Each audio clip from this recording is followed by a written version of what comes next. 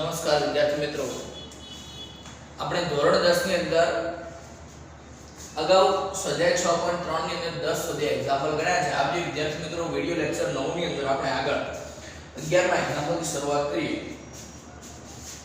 Example number 11. આ એક આકૃતિ આપેલી છે, આકૃતિ દોરો છો અહીંયા. ત્રિકોણ ABC.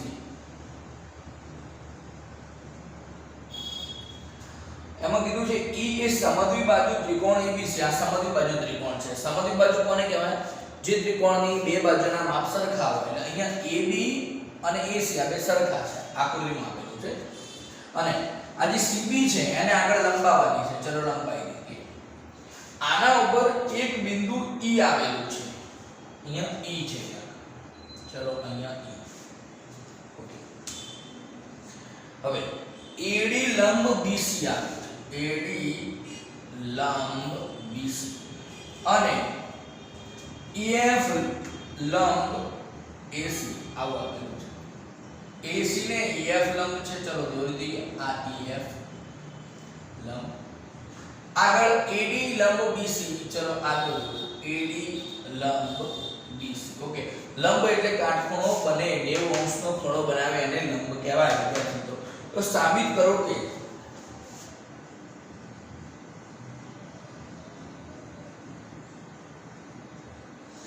ત્રિકોણ ABD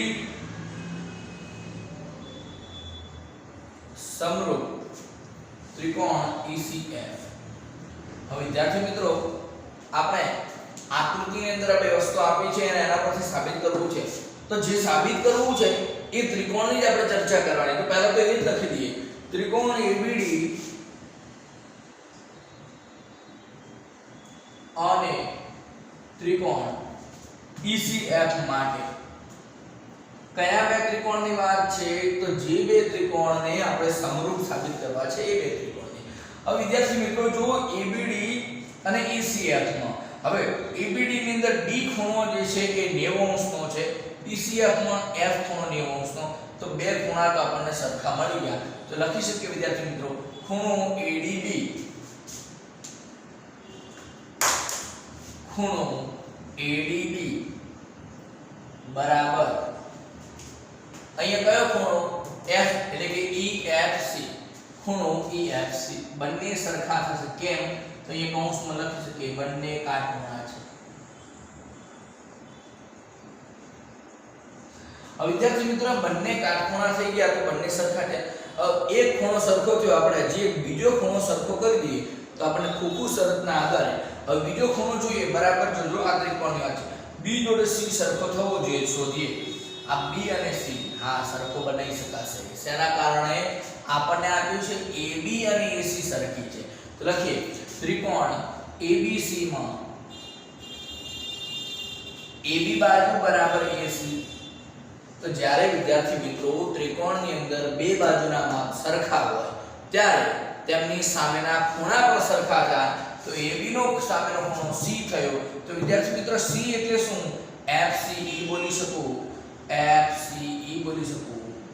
અને એવી જ રીતના AC નો સામેનો ખૂણો કયો થયો? B થયો. એને કોઈ બોલી શકું? ABD બોલી શકું. તો વિદ્યાર્થી મિત્રો અહીંયા જો એક ખૂણો આ સરખો થયો ને એક આ બીજી ખૂણાની. તો જ્યારે બે ખૂણા અનુરૂપ સરખા થાય વિદ્યાર્થી મિત્રો ત્યારે ખોખું શરતના આધારે લખી શકાય કે ત્રિકોણ ABD સમરૂપ ત્રિકોણ ECF. કઈ શરત? ખોખું શરત. ખૂબ જ સરળ પ્રશ્ન હતો વિદ્યાર્થી મિત્રો, પરંતુ ભૂમિતિની અંદર શું હોય? એક એક કોન્સેપ્ટ ઇમ્પોર્ટન્ટ. આ કોન્સેપ્ટ છે ત્રિકોણમાં બે બાજુ સરખી તેમના સામેના ખૂણાના માપ પણ સરખા. જલ્દી વિદ્યાર્થી મિત્રો સ્ક્રીનશોટ લઈ લો.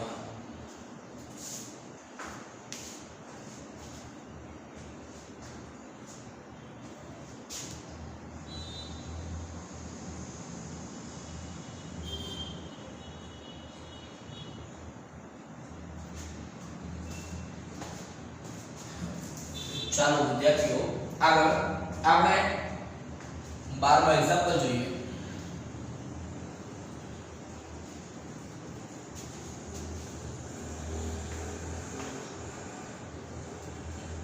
એક્ઝામ્પલ નંબર 12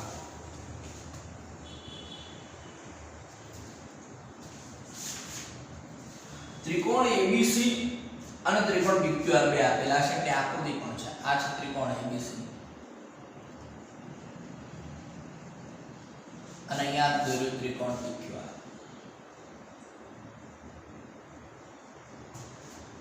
AD એક મધ્યગા છે. ચલો મધ્યગા કોને કહેવાય? જે શિરોબિંદુમાંથી નીકળી સામેની બાજુના બે ટુકડા સરખા કરે. ઓકે, તો આ મધ્યબિંદુ થઈ ગયું. એવી રીતના અહીંયા PM મધ્યગા છે. PM અહીંયા M બિંદુ છે, એ પણ ટુકડા સરખા કરે છે. ઓકે વિદ્યાર્થી મિત્રો, આટલું આપેલું છે. એની સાથે રકમમાં કીધું છે AB, BC અને AD. આ AB, BC અને AD અનુક્રમે PQ, QR અને PM ને સમપ્રમાણમાં છે. એનો મતલબ એવો થાય કે અહીંયા જે બાજુઓ બોલ્યો હું અનુરૂપ બાજુ એમનો ગુણોત્તર સરખો છે. AB સાથે કઈ બાજુ બોલ્યો? PQ. એ રકમમાં આપેલું છે. વિદ્યાર્થી મિત્રો તમારી પાસે ટેક્સ્ટ બુક હશે તો એની અંદર જોઈ લો શાંતિથી. આપણે રકમમાં આપ્યું છે AB ભાગ્યા PQ બરાબર BC ભાગ્યા QR બરાબર AD ભાગ્યા PM. તો સાબિત કરો કે ત્રિકોણ ABC સમરૂપ ત્રિકોણ PQR. હવે વિદ્યાર્થી મિત્રો આ બંને ત્રિકોણને આપણે સમરૂપ સાબિત કરવા હોય તો બાબાબા શરત અથવા તો બાકુબા શરતના આધારે આપણે કરી શકીએ. હવે ધ્યાનથી જોજો વિદ્યાર્થીઓ, AB ભાગ્યા PQ એ તો સરખું છે, BC ભાગ્યા QR એનો ગુણોત્તર પણ સરખો છે. પરંતુ વિદ્યાર્થી મિત્રો બે હોય તો ના કરી શકાય. બે બાજુ આપી હોય તો બાબા શરત તો છે નહીં, તો બાકુબા બનાવો અથવા તો બાબા બા બનાવો.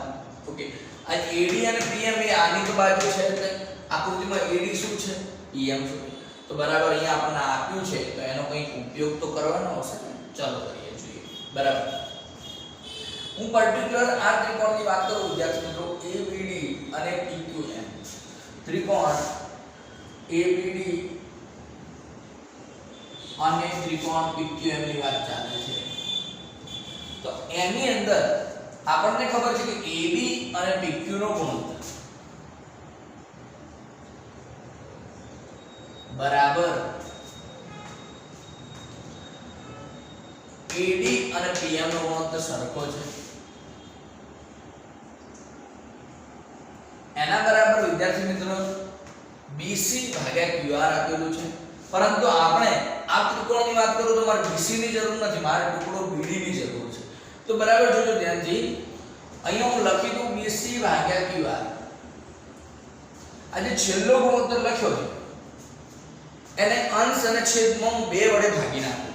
અહીં નેક્સ્ટ સ્ટેપમાં માટે AB ભાગ્યા PQ બરાબર AD ભાગ્યા PM બરાબર BC ને બે વડે ભાગ્યા QR ને પણ બે વડે ભાગ્યા. તો વિદ્યાર્થી મિત્રો જોજો, BC નો બે વડે ભાગ્ય એટલે આ ટુકડો મળે BD. તો આની જગ્યાએ હું લખી શકું BD અને QR ભાગ્યા 2 QR નો ટુકડો થશે QM, એની જગ્યાએ હું લખી શકું PM. વિદ્યાર્થી મિત્રો ચેક કરેલું દેખાય છે કે નહીં? યસ, દેખાય છે કમ્પ્લીટ. ઓકે, તો એનો મતલબ જો AB PQ નો ગુણોત્તર, AD અને PM નો ગુણોત્તર, BD અને QM નો ત્રણેય બાજુનો ગુણોત્તર સરખો, તો આ ત્રિકોણ અને આ ત્રિકોણ એકબીજાને સમરૂપ થઈ ગયું. માટે ત્રિકોણ ABD સમરૂપ ત્રિકોણ PQM. કઈ શરત? તો બા બા બા. પણ આપણે આની જરૂર નથી, આપણે તો સાબિત કરવું છે ABC અને PQR. આ તો સાબિત કર્યું ABD અને PQM. કેમ સાબિત કર્યું? કારણ કે આ બંનેના હવે આ ખૂણો સરખો થશે.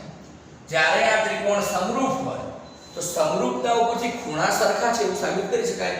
આપણને ખબર છે. તો અહીંયા ખૂણા B ની વાત કરું અને ખૂણા Q બંને સરખા છે, માટે ખૂણો ABC બરાબર ખૂણો PQR. હવે વિદ્યાર્થી મિત્રો જો AB ભાગ્યા PQ અને BC ભાગ્યા QR તો સરખા હતા, પણ એમના વચ્ચેનો ખૂણો B અને Q સરખો સાબિત કરી દીધો. તો બાકુબા શરતના આધારે માટે લખી શકાય માટે ત્રિકોણ ABC સમરૂપ ત્રિકોણ PQR કઈ શરત તો બાહુબા. ઓકે, તો વિદ્યાર્થી મિત્રો આપણી પાસે જે નતું, શું નતું? આ ખૂણો નતો સરખો, તો એના માટે પહેલા મેં આને સાબિત કર્યું અને પછી ખૂણો સરખો લાવ્યો. હવે રકમમાં આ તો આપેલું જ હતું અને ખૂણો સાબિત કર્યો, તો બાહુબાના કારણે આપણે કહી શકીએ કે આ સમરૂપ હશે. ચલો વિદ્યાર્થી મિત્રો આનો સ્ક્રીનશોટ લો.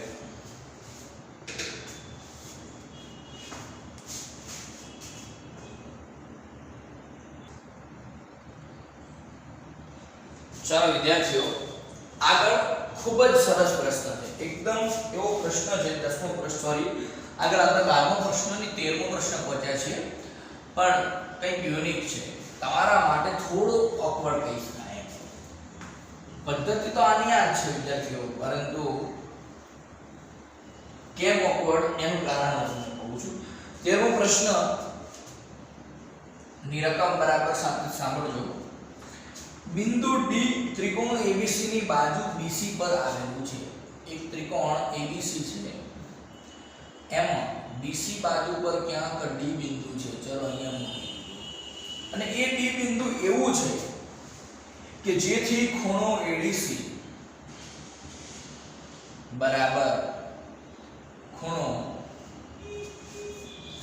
BAC થાય છે. ખૂણો ADC બરાબર BAC, જોજો બરાબર ધ્યાનથી.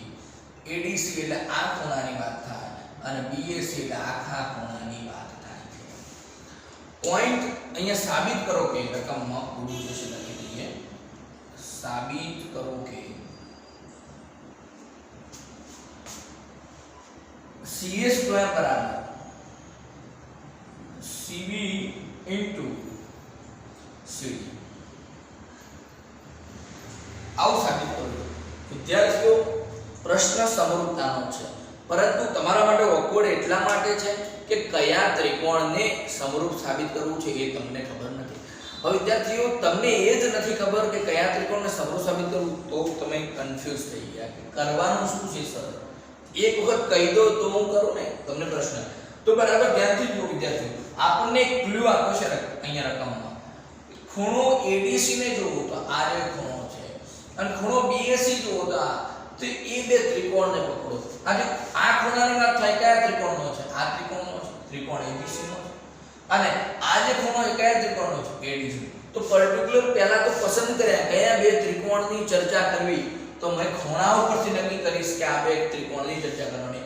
તો ખૂણા ઉપરથી નક્કી થઈ ગયું કે ત્રિકોણ BAC અને ત્રિકોણ ADC ની વાત કરવાની છે આપણે.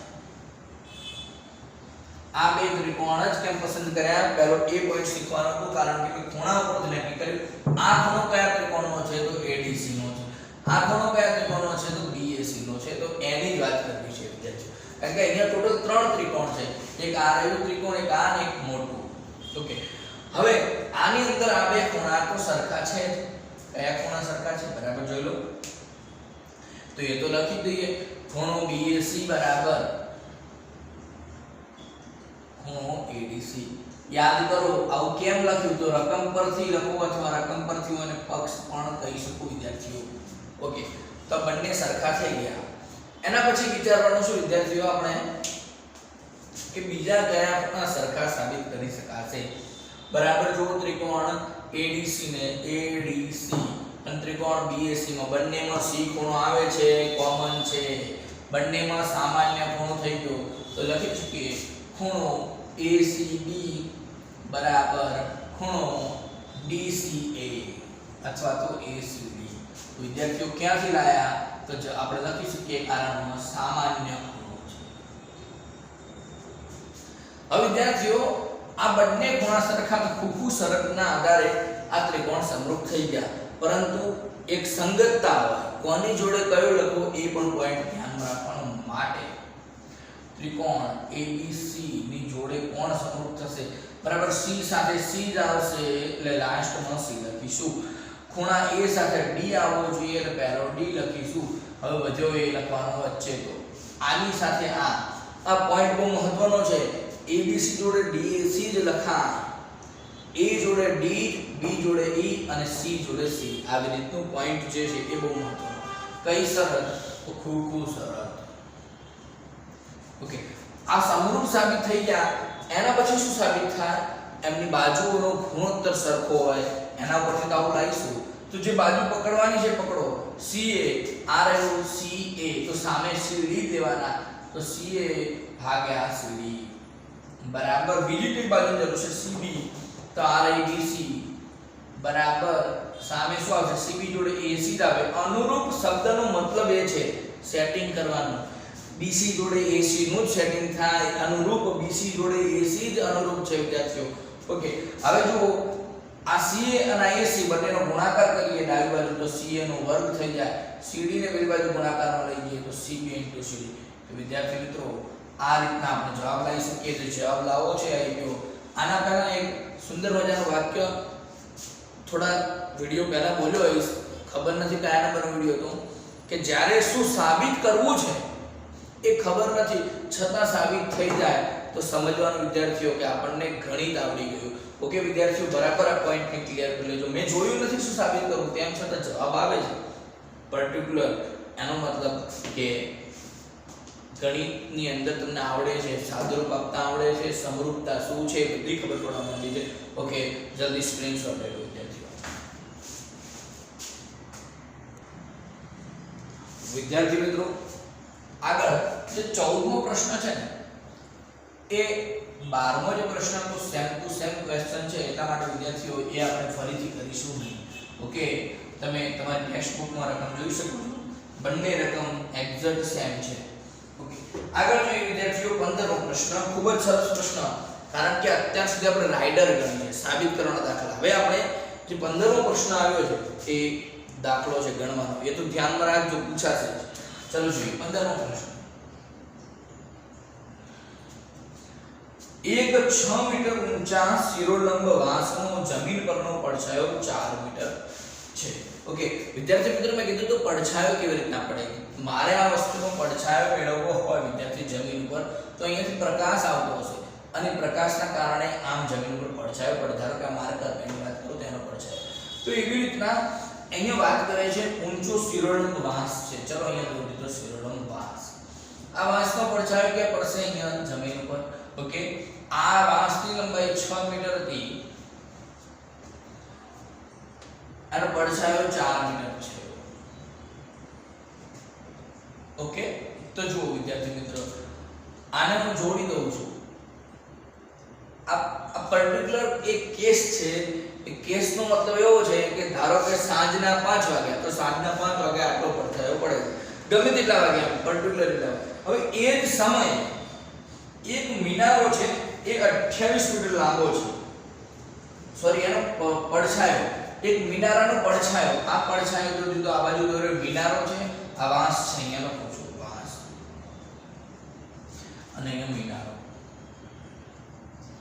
જમીન ઉપર હોય ને પડછાયો કહેવાય, આમ મિનારો ઊંચો હશે, ધારો કે આટલો ઊંચો. આ છે 28 મીટર.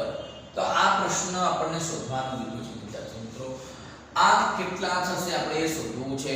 પણ ક્યારે આ શોધી શકીએ? પ્રશ્ન ક્યારે બને કે જ્યારે બંને એક જ સમયે હોય, બંને પર પડતો પ્રકાશ એક જ સમયનો હોય. એવું ના બને કે અહીંયા 5 વાગ્યાનો પ્રકાશનો પડછાયો શોધતા હોય, અહીંયા 6 વાગ્યાનો, ના ચાલે. બંને એક જ વખતે, એટલે રકમનો બરાબર જોજો, શબ્દ એક જ વખતે લખેલો છે. કેમ? કારણ કે જો સૂર્ય બપોરના 12 વાગે હોય તો એનો પડછાયો કંઈક અલગ હોય, અને બપોરના 5 વાગે, 4 વાગે, સાંજના 5 વાગે હોય તો એનો પડછાયો કંઈક અલગ હોય. એટલા માટે એક જ વખતેની વાત થાય. તો જ્યારે સમય એક જ છે તો ખૂણો પણ એક જ હોય વિદ્યાર્થીઓ. એટલા માટે ખોખું શરતના કારણે બંને ત્રિકોણ એકરૂપ થઈ જશે, સોરી સમરૂપ થઈ જશે. પોઈન્ટ ક્લિયર કર્યો? હું શું સમજાવવા માંગુ છું? સમય એક જ, તો સૂર્યમાંથી જે પ્રકાશ આવે છે એ પ્રકાશનું કિરણ એક જ રીતે આવતું હોય તો જે ખૂણા બને છે એ પણ એક્ઝેક્ટ સરખા જ બને વિદ્યાર્થીઓ. તો જ્યારે ખૂણા સરખા તો ખોખું શરતના આધારે આપણે શું કરી શકીએ? સમરૂપ બનાવી શકીએ. તો વિદ્યાર્થી મિત્રો, બંને ત્રિકોણ સમરૂપ છે. મિનારાથી બનતો અને વાંસથી બનતો. તો એનો મતલબ એવો થયો, આનું નામ ABC આપું, આનું નામ PQR આપું, તો વિદ્યાર્થી મિત્રો ત્રિકોણ ABC સમરૂપ ત્રિકોણ PQR થશે. અહીં આ બંને સમરૂપ થશે. વિદ્યાર્થી મિત્રો બંને સમરૂપ થયા તો એનો મતલબ કે આનો બાજુનો ગુણોત્તર પણ સરખો હોય, માટે AB ભાગ્યા PQ અથવા PQ ભાગ્યા AB જે પહેલું લખવું એ લખી શકાય. પછી પહેલું PQ લખ્યું તો સામે QR પણ પહેલું લખવું જ પડે. QR એટલે BC આવશે. મારે PQ શોધવા છે તો QR નું માપ કેટલું છે 28 ગુણ્યા AB એટલે કે 4 ભાગ્યા 6 બરાબર. શાંતિથી જોઈ લેજો. માપ કમ્પ્લીટ લખ્યું છે નહીં, મેં BC નું માપ 4 અહીંયા લખી નાખ્યું છે. 6 નું લખવાનું તો અહીંયા 4 4 7 28 7 × 6 42 મીટર ઊંચો મિનારો હશે. વિદ્યાર્થી મિત્રો આની ઊંચાઈ કેટલી હશે? 42 મીટર. ખૂબ જ ઇમ્પોર્ટન્ટ પ્રશ્ન, IMP લખી લો વિદ્યાર્થીઓ. ઓકે, IMP નો મતલબ ઇમ્પોર્ટન્ટ છે, મહત્વ આપી શકાય. એક્ઝામ્પલ ને મહત્વ આપવું. IMP નો મતલબ ઘણા વિદ્યાર્થીઓ સમજે પરીક્ષામાં પૂછાય જ જાય નહીં. એવું નહીં વિદ્યાર્થીઓ, કોઈ વસ્તુ એવું શક્ય નથી પૂછાઈ જ જાય, અને એવું કોઈ છે નહીં કે ના જ પૂછાય. IMP નો મતલબ ઇમ્પોર્ટન્ટ એટલે કે મહત્વ, એને મહત્વ આપવાનું. આ દાખલાને 2 થી 5 વખત ગણવાના છે. ઓકે, તો વિદ્યાર્થી મિત્રો આપણને લંબાઈ કોની મળી? સોરી, ઊંચાઈ. મિનારાની ઊંચાઈ જવાબમાં લખી શકીએ. મિનારાની ઊંચાઈ